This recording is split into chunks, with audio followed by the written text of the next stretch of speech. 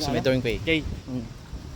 Yung dorm K na yun, yung oval doon, times 3 o times 4. Laki. Dito? Laki. Laki.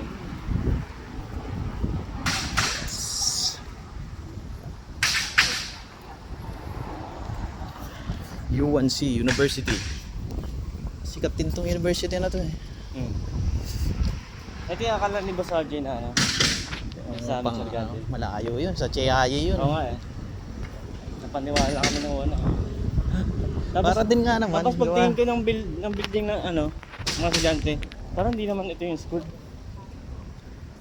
Tapos sabi ko parang nire-renovate ka ata. Yun pala, hindi talaga. May libre lang pumasok eh, no? Labas-pasok ang mga ano.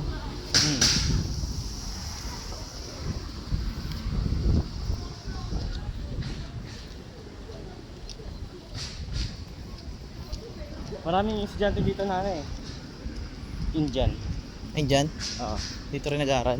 Oo, dito nag-aaral. Marami kasing yun, ano rito yung mga interna. Baka nga may mga Pinoy din dito eh. Siguro.